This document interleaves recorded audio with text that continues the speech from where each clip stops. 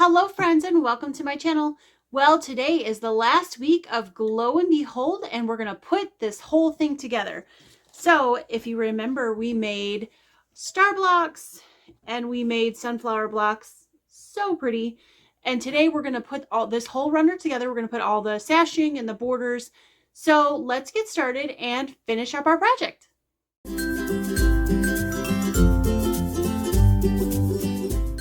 Okay, so the first thing you're going to want to do is print out your finishing instructions. And as you can see from instruction line 1, the first thing we're going to do is sash between all of these blocks. So it's going to go sunflower star, sunflower star, sunflower. If you like that layout, you could always change it if you don't. But that's the way that it shows. There's going to be a sunflower in the middle, one on each end, and the stars in between. So I'm going to go ahead and sew the sashing strips, which are the 6 2-inch by 12.5-inch rectangles. And we're going to add one to either side of this sunflower first, because the first block and the last block both get a sashing strip on either side. And then we're going to sew the star block onto that. Okay, so let's start with that.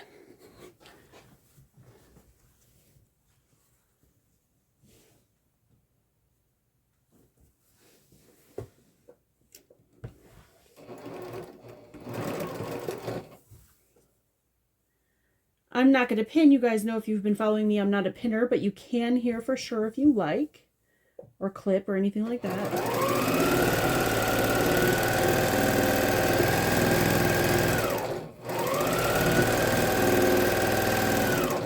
And we're sewing all these with a 1/4 inch seam allowance, of course. Now, I kept all my points here, but if you're more comfortable flipping the fabric over, which you might be, to make sure you don't cut off your points, you can go ahead and do that as well. So this side. And then I'm going to press all of these towards the darker fabric, or towards this polka dot fabric. Just so we don't see any of that brown through the white.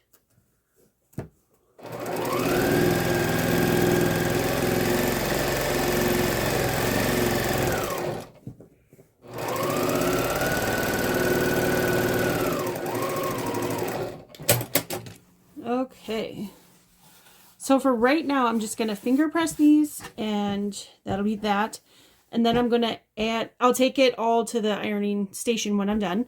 But for now, I'm just going to add the star block now to the sunflower. So again, you can either do that from the back side or from the strip side. It doesn't really much matter. There's no points on the star blocks that you have to worry about cutting off. So that's a nice thing about that piece. It's just those little peaks on the sunflowers, the petals on the sunflowers.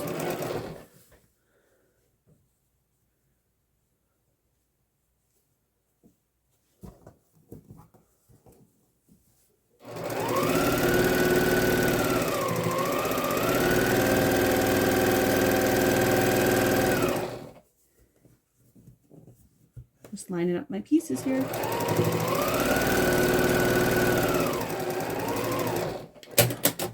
Okay, and that is a star block attached to the sunflower.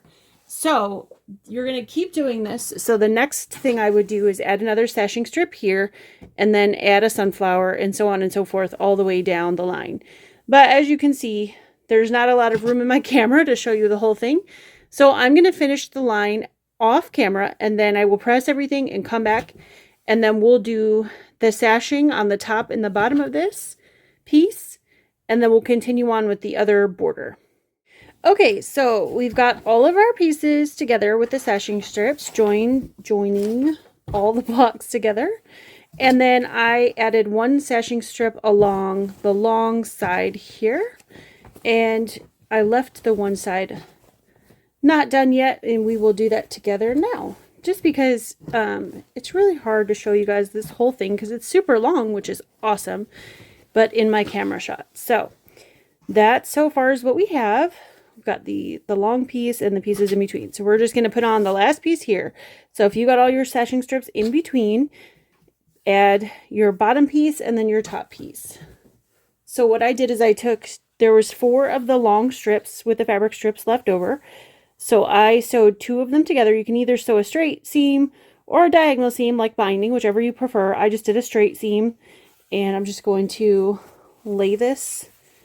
I cut off the selvage on each end because we don't want our selvage in our project. And then I'm going to lay this on top. Now this strip is still going to be too long, but we're going to sew it all the way down and then trim it off. Now if you prefer to measure, cut, and then sew, that's fine as well. I find as long as you don't tug on this fabric and stretch it out, that it's fine just to sew it on and cut it off at the end. So that's the way I'm going to go ahead and do it. So let me scooch over here to my sewing machine. I'm just going to lay it on top.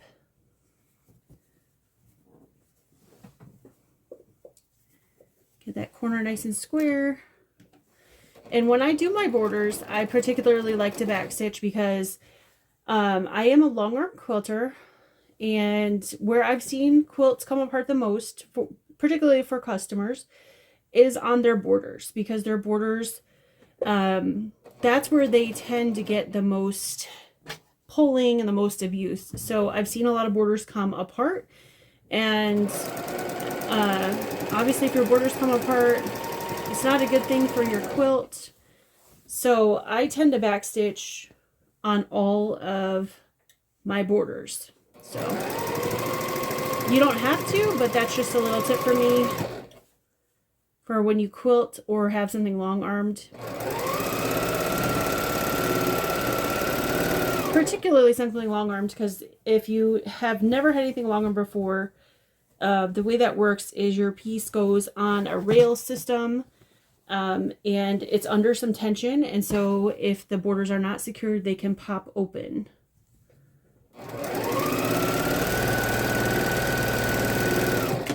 So just a little tip if you're going to have something long-armed, but it also helps keep everything nice and straight and together, even if you're not long-arming, if you're just quilting on your domestic, which is also fine, especially for a smaller project like this.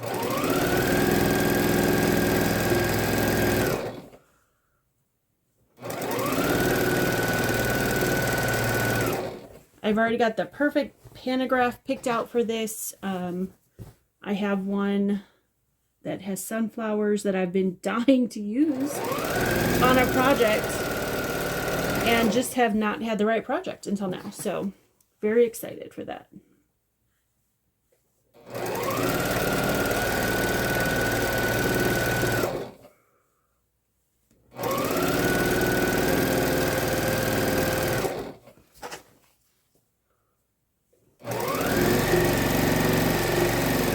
And if you don't know what a pantograph is, I just realized that you might not.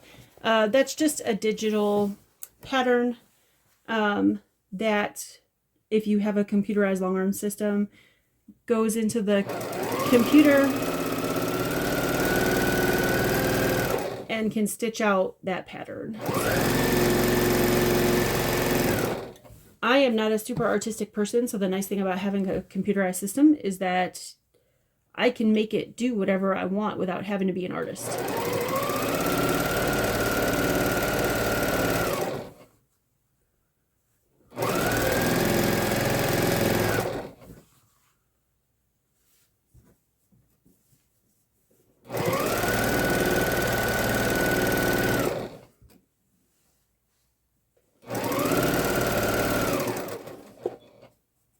So almost to the end of my 2-piece, so I'm just back stitching here a little bit, and as you can see, I've got some left over.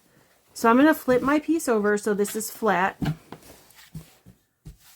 I like to have it nice and flat before I trim that off. And then I'm going to line up my ruler along the edge of the piece. Get it as straight as I can. I take my time cutting. We don't want to cut off too much or too little. Okay, let's line up against the bottom and the sides. I'm going to go ahead and cut, and we've got a nice trimmed edge there. And this is about how much I had left over on the other side too. So you've got a little bit left over on each side. If you're a scrap quilter, that's a good scrap piece. So now I'm going to take this and I'm going to go press it.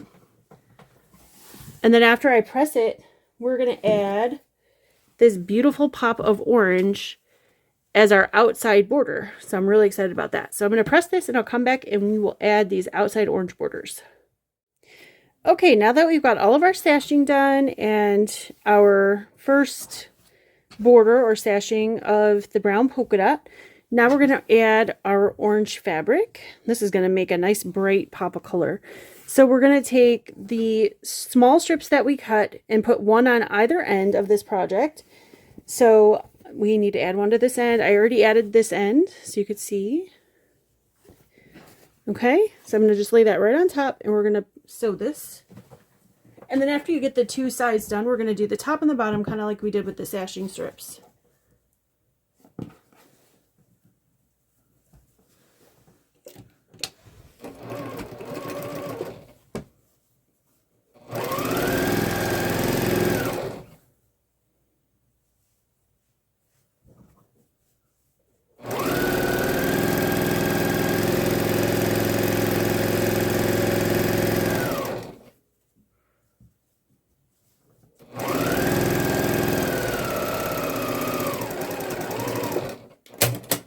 Okay, that side's on, so I'm going to press this, and I'm going to press it out away from the brown.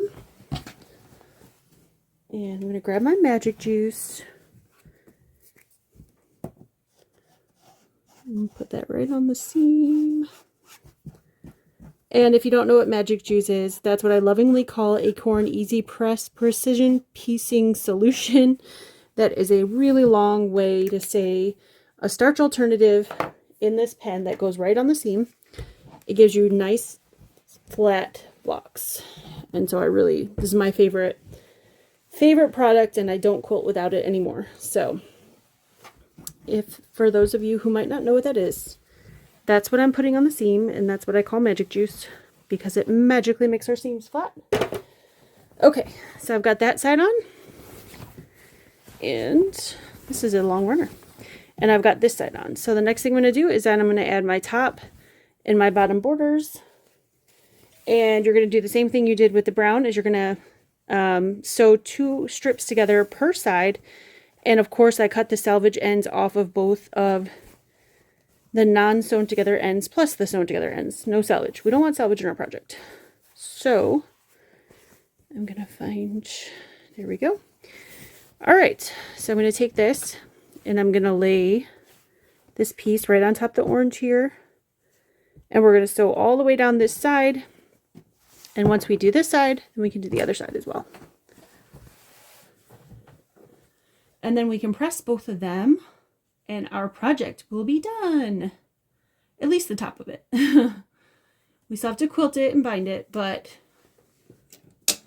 at least the top will be done. And we are still in time for autumn. This would be a beautiful runner for your Thanksgiving Day table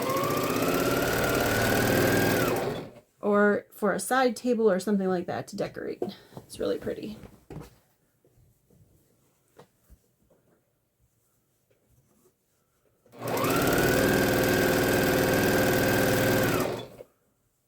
It is definitely very autumn here in Ohio right now.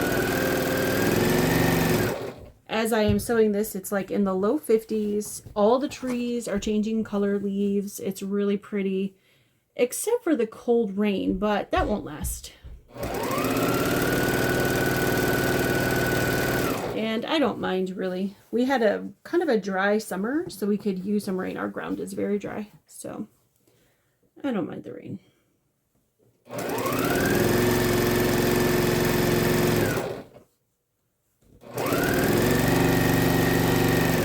So for those of you who live in areas where it snows, I was actually reading a prediction the other day that this is going to be a wetter than normal winter. So it'll be interesting to see the snow level this year. So if you are in an area that gets snow, are you looking forward to the snow? or not? Just curious.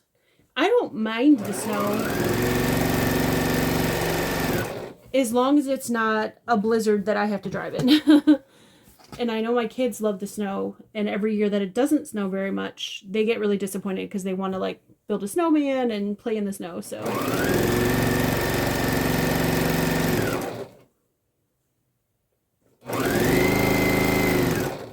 So tell me below if you like snow or not. Just curious.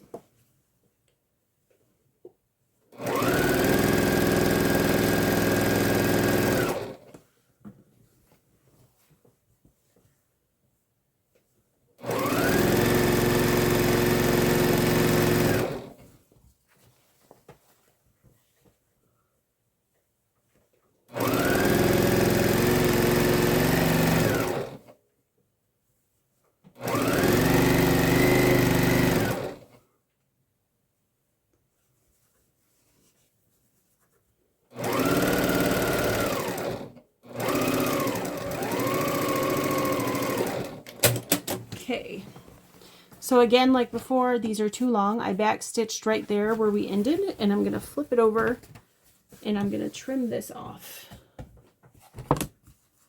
making sure that I pick a line on my ruler and the bottom is straight and then the side is straight before I cut. And again, taking your time, making sure it's nice and straight. You can't uncut this, so just be super careful here. Or you can measure ahead of time and cut your pieces right to length. But I don't have a super long cutting table, and this project is longer than my cutting table, so it's just easier for me to do it like that, and it usually works out pretty well. So that's a nice straight edge, so I'm happy with that. Okay, so what I'm going to do now is I'm going to press this out, and I'm going to go ahead and put my other side on, and then I will show you this project all finished. Okay, well, we're finished, and here it is. It's so pretty. I can't wait to get this quilted and bound. And don't forget, if you have brown left over, don't freak out that you did something wrong. This is our binding. After a little bit here, when I can get this quilted and bound, I will do a follow-up video and show you guys what I did. Maybe film a little bit of the long arm quilting so you can see what I did with it. But I absolutely love this. How pretty for fall. So thank you guys so much for joining me. This should, oh, by the way, this should finish about, excuse me, fabric test, about 20 by 74. So it's a really good size. If you've got a long table, if you've got a big family, this would be great to go on your Thanksgiving table. If you don't have a long table, you could use it as a bed runner, or you could put it on a side table and let the ends just kind of drape over. Any of those things work. But once again, thank you for joining me for this project. As soon as Forward with Fabric Studio announces the next one, I will be right here to let you know. So make sure you're subscribed to my channel. That way you'll catch the future videos, not only the quilting of this, but also the announcement for the next project, because I'm sure there's a next project. And I can't wait, because the Forward with Fabric Studio projects are wonderful. So thanks again to Jody and everybody over at Forward with Fabric Studio for supplying us with this great project, and also for the kit that they gave me to give away to one of you. I really appreciate that.